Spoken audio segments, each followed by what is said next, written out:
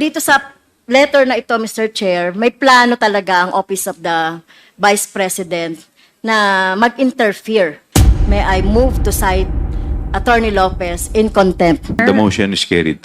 You asked the President why he accepted the resignation. That is precisely the point, ma'am. The- If our action of detaining your chief of staff is against the law, I think the proper remedy, and I think you're a lawyer, Yes, sir. the proper remedy is to go to the court. Tinutulungan ko lang kayo, sir, kasi napapahiya ang Pilipinas. Pero dito sa letter na ito, Mr. Chair, may plano talaga ang Office of the Vice President na mag-interfere dun sa ating conduct ng ating proceedings. Dahil dito, Mr. Chair, I'm sorry, Attorney Lopez, no, dahil ikaw yung nakapirma dito, and according to our rule, one of the reasons on the undue is the undue interference in the conduct of proceedings.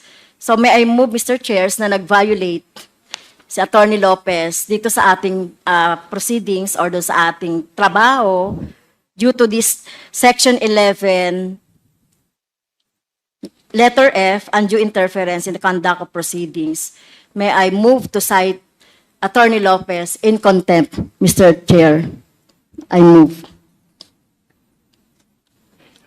Your Honor, Mr. Chair, before you make the ruling, Any second? if I may be allowed, Any second to the motion? uh, Duly seconded? Is there any objection? Your Hearing none, the Honor. motion is carried. respectfully, Madam Vice Yes. President.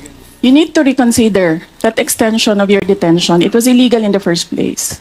You asked the President why he accepted the resignation. Do not ask due process.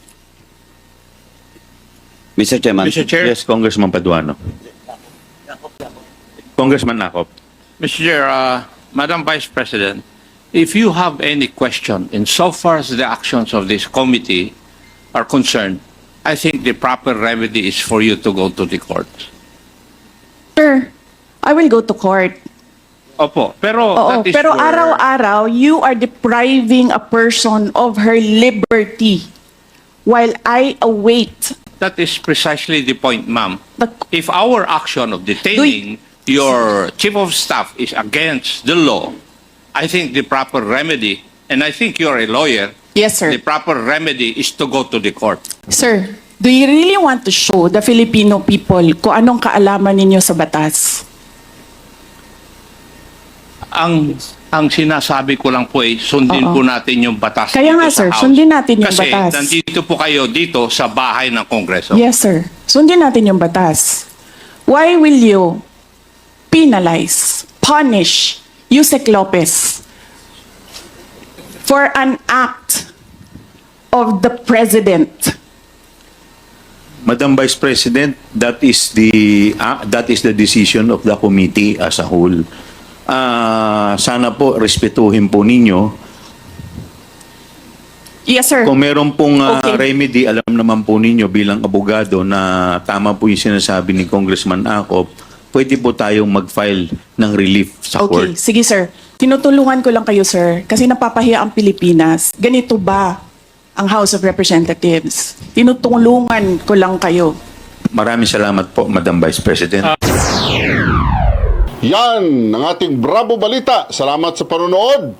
Follow at subscribe at like na po kayo sa aming Facebook, YouTube at TikTok channel.